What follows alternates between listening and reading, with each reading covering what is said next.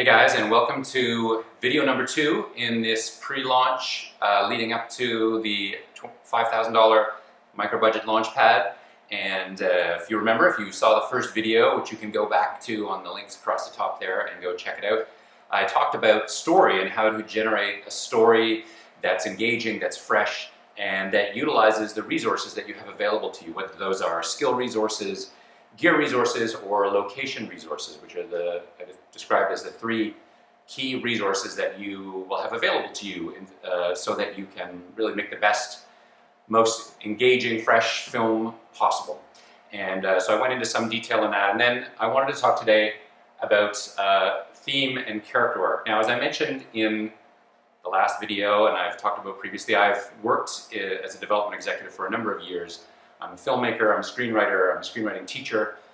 So I have a lot of experience with this, and I've read a lot of stories that have this problem and have a misunderstanding of it. And there was a time actually in the 90s, I guess, particularly around probably the most well-known model of this, Tarantino and Pulp Fiction, where the idea of theme was seen as passé. It was all about style and engaging dialogue and, you know, really cool stuff. And theme was seen as a thing that wasn't something that you needed to have in your movies. And I'm a strong believer, in fact, that you need theme. Now, you know, you can, whatever you think about Tarantino and Pulp Fiction and so on, which, you know, when he went on from there, in fact, there are themes in his movies now for sure, but that movie was kind of about style and so on. And while Reservoir Dogs actually had a theme that was kind of related to loyalty and friendship, and when is loyalty good, when is loyalty bad. It was an exploration of those elements, but Pulp Fiction was more kind of about style stuff, at least enough that it created some debate around the idea of theme. So I wanted to talk about that today because I think it's something that's often lacking, and I see it lacking in scripts that are otherwise quite well written, but nonetheless lack this theme, which is, you know, often people talk about it as, you know, something needs heart, it needs more soul, and so on, and what they're really referring to is theme. And you'll see oftentimes where stories don't have a theme, for instance, is what I've called the danger of the biopic, and I would include historical stories as well, where people get caught up in the details of the action or the details of the person's life, and they lay it out like a kind of reportage of this happens, this happens, this happens, this happens. And sometimes it's even hidden, because if the story is really well written, you may not notice that it lacks a coherent theme holding the story together, giving it a kind of emotional and philosophical spine, if you will. But nonetheless, that's often a problem. You know, I read a script a few years ago about the journey of Magellan. My pronunciation is probably really terrible on that. The Portuguese explorer who traversed the world, or his convoy did. He died. He was killed on a Polynesian island by the local natives who weren't so keen on becoming subjects of the king back in Portugal, I suppose. So, but that story just had, again, it had a series of details of what happened one after another, and it was not clear why we were watching the movie. Now, sometimes people will confuse theme, or they'll confuse character arc, and these two elements are tightly woven together. They are kind of one and the same thing, which I'll talk about in a second. But sometimes you'll see it mistakenly understood as a technical process, where in the character learns step by step, even in a really coherent, well-done way, the way to solve the problem that they face. But it will be an external learning, an external education process, so that there's no theme driving that learning. It's simply a learning of, you know, how to break into a bank and steal the money, for instance. But there's no underlying thematic heart to the story. And again, this is a problem. And the reason why it's a problem is because theme gives people a reason for watching your movie and caring about your story. It's the core of your story. Now, I want to take a moment here and talk a bit about what is a theme, because I think there are misunderstandings of what I mean and what people mean by theme and what people mean by heart of the story and so on, based on a misunderstanding of what theme is. And that arises from the fact that we use the term theme in different ways. For instance, you can have a musical theme in a story. You know, think about Darth Vader. Whenever Darth Vader comes on the screen, there's that heavy orchestral music that plays behind him that is Darth Vader's musical theme. Or the other characters in the Star Wars films also have their musical themes or relationships, the relationship between Leia and Han has kind of a lighter theme, and so on as it develops. This kind of thing. So that's one kind of theme, which I'm not talking about. Another kind of theme is in images, that images will recur. The idea of, I just read a script in which the ocean is a really important part, and the constant coming back to the idea of the ocean, and the ocean representing uncontrollable elements within the person. That is the externalization of what the character is going through. It represents, going into the unconscious and digging up things that are hidden within ourselves by going into the ocean. So it's an image theme that we're exploring. And I'm not talking about that either, though those are both very important elements to a story as you develop the script. And finally, we talk about themes in terms of elements of story. So you could have a story about somebody who has a disability, and disability and the challenges faced by disabled people is a theme within that story. Or, the bipolar disorder, or in the case of a film like Russell Crowe's movie, A Beautiful Mind, the struggle with mental health issues is a theme within that movie. But I'm not talking about that either, though those kinds of themes and exploring those kinds of themes, issues faced by a character, issues in the story world that are trying to be overcome, war, personal themes like disability, or personal struggles like, facing discrimination because of the color of your skin, your religion, your sexual orientation, and so on. Those are also themes. But the theme that I want to counterpose to these kinds of themes is the thesis of your movie. So what is the thesis of your movie? The thesis of your movie, look, Aristotle said about politics that all politics is about the good life, if I'm remembering my second-year philosophy class on ancient Greek philosophy well. It's the idea of making an argument about how to get the good life. And in the case of politics, of course, it relates to policy at the level of government or at the level of community, and so on and so forth. But the same general idea applies to stories as well, that every story is about the good life, how to live a better life, how to be happy, how not to be sad, how not to find yourself in a situation of ruination where you destroy your life. That theme is a central thesis of your story. You're telling the story because you're describing what you believe is a core argument about how to be in the world in the best way possible, whether that's in a positive sense, this is what you need to do to be happy, or in a negative sense. And that can be things like, for instance, to thine own self be true. Very common theme.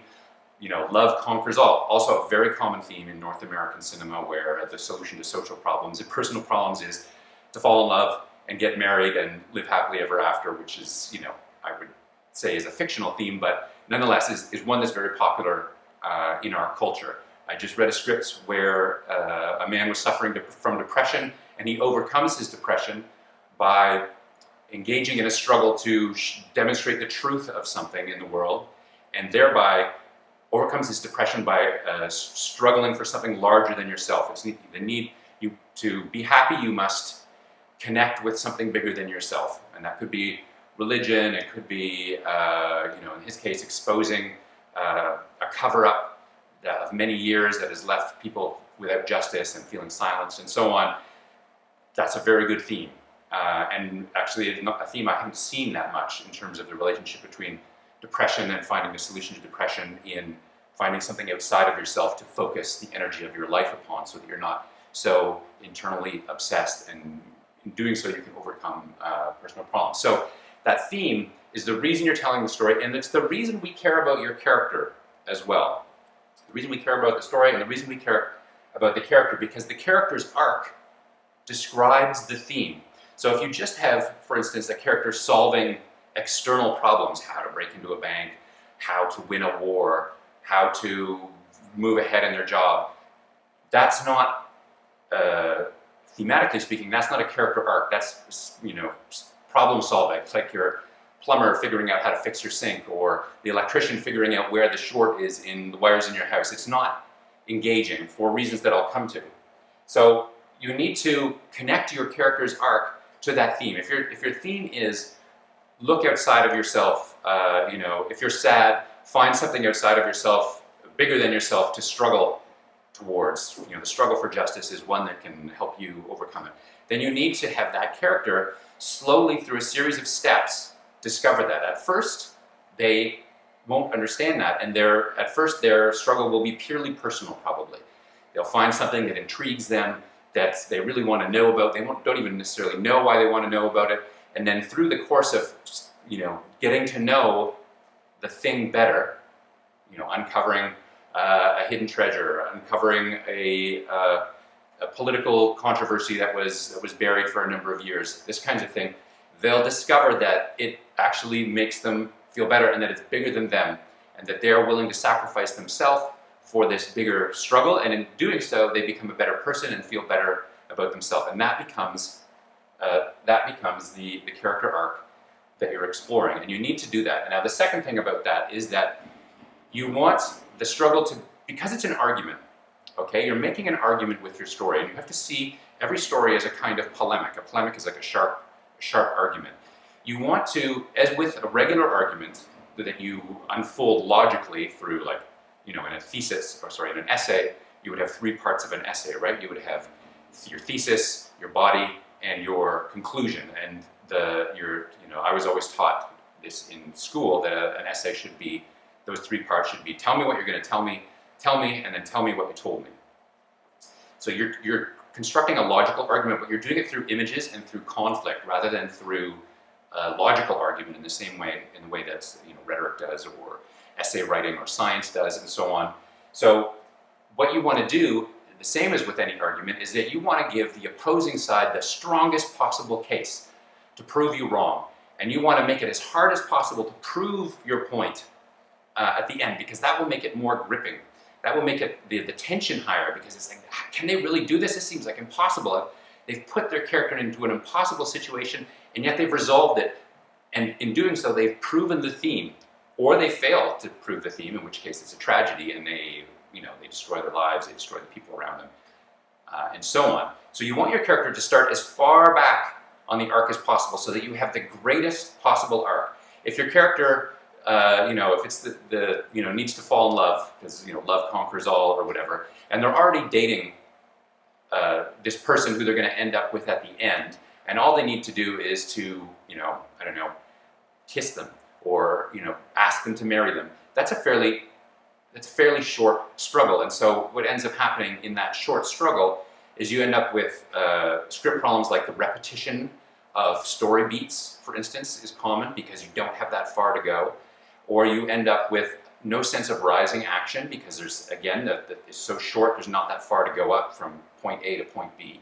So you want to make them as far back as possible. Your person is not just as an example, of course there's many ways to do this, they're not just not in love, they're lonely, they're isolated, they are unable to relate to humans around them in some manner, they're unable to open up to people, and unable to enjoy their life, they're unhappy, but they don't know why they're unhappy. They're chasing the wrong thing. They're chasing money, for instance, or power, instead of the thing they really need, which is love. And so they have much further to go, and it gives you more material to work with, because they have to traverse a longer journey on their way to getting to the conclusion, which is the proof of your theme, as they say, in either a positive or a negative way. And that's going to make people want to go on that journey with your character, because you're going to be like, wow, they have a long way to go. How are they going to do this? And they're going to identify with them, because what the next thing that you need to do is you need to make the theme universal. If your theme is too specific, John needs to pass a bill in the House of Parliament or in Congress or whatever. If it's just something very specific, like how do you get a bill passed in Parliament or in the House of Congress, it ends up being too specific and too technical, and so it ends up being only of interest to, say, members of Congress or members of Parliament, who are going to take it as like a how-to video to pass bills into laws. So you want to find within your theme, when you think about your theme, you want to find something that's universal and contemporary. Think about the kinds of things that people are struggling with today. What are the things that are driving people, that are agitating people, that are concerning people? We live in a moment in history where there's great concern, great sense of instability. How are we going to get out of this? There's lots of rich material in there to look at. How do we get justice for people? How do we, what will make people happy? Will it be to go backwards in time? Will it be to go forwards in time and embrace the changing reality? How do how do we get there? So find a theme that's universal, that people can relate to, even if they're not a member of Congress, even if they're not a plumber or an electrician or a bike courier or whatever it happens to be, and make it one that people are identifying with. Now, there's a danger in this. If you make it, you'd say you're addressing a social issue, for instance, you can end up being on the nose, as it's called. We write and people will talk in exposition. Oh, the problem with people today is they face no justice. The problem with people today is that they've lost family values, or whatever it is, that's kind of being explored through this, or that's the proof of your thesis. And you don't want to do that. So you want it to be contemporary, but you want it to be far enough removed that people aren't going to be defensive when they hear it. If you address people too baldly, you're kind of attacking them. And I'm not saying don't be sharp in terms of your theme. That's not what I'm saying at all. But if it's too close to people, then what ends up happening is that people put up barriers to your story. You're trying to win them to your argument through images and conflicts, remember? And if it's too close to them, then they're not going to be able to see the universal in that, because they're going to get caught up in the specific. So as an example of this, very common that when there is a contemporary event, for instance, the war in Iraq, I remember this because there was a Brian De Palma movie came out about the war in Iraq. In fact, there were several movies that came out about the war in Iraq, during the war in Iraq, that were flops. Now, why were they flops? Well, because A, people could turn on the TV and see it on the news, so why do they need to watch a movie to get what they were already getting? They were getting drama on the nightly news. And secondly, because it was too close to people.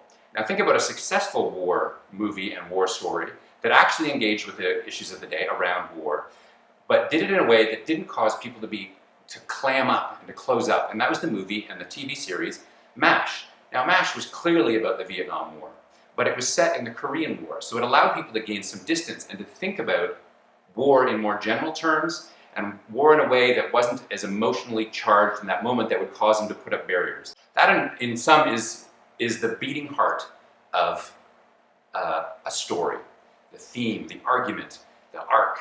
And you need to build that in so that when you think about those combinations that I talked about last week, graduating university and, building a rocket ship or whatever, what is that telling us? Is it about, those who sort of, are able to kind of focus through adversity and to be, bloody-minded and focus like a laser beam on their goal, those people will succeed?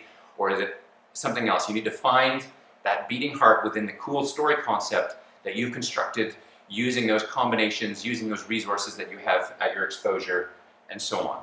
So I think that will really help creating gripping stories that, even if there are some weaknesses in them, not only will people still be engaged and be more forgiving of your story for its flaws, little flaws here and there, which there is in every story, but it will also help guide you if you go off the rails. When you're telling your story, when you're writing out your story, it will be easier to see where you've gone off the rails. Because often what happens is you'll have an A story, the central story, you'll have like a B story. Again, this just happened with a script I read the other day, and the A story did a great job of describing the character arc in terms of exploring a particular theme. But the B story, which was very present, is often the sort of, the subplot of a secondary character in the story and so on. The B story didn't explore that. And so it kind of went off the rails, and it leads to confusion.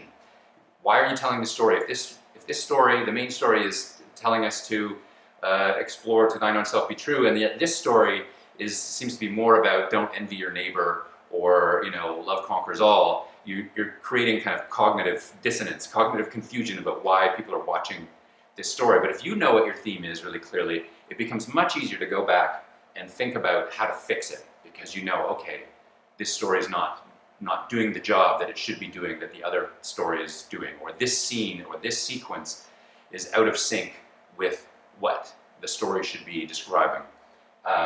So I hope that helps you out in thinking about how to construct a story better. Now, next time, in the next video, I'm going to talk about structure and how to take this great story idea that's utilizing your resources and so on, how to wed it to a theme that you think is going to be really interesting to explore. Now, how do you put it together in a way which is going to allow you to create a coherent,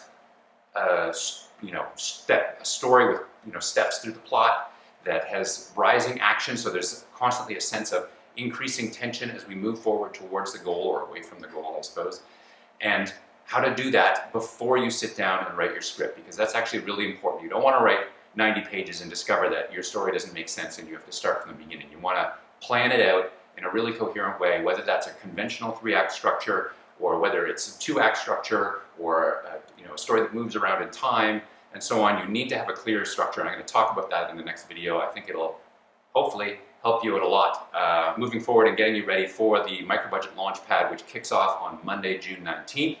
And registration will open then, and I look forward to working with you all. If you have any questions or comments about this video, please leave them in the comment section below this video. Shoot me an email, post it on the Facebook page. I'm happy to engage with you and clarify anything that's been unclear up to this point.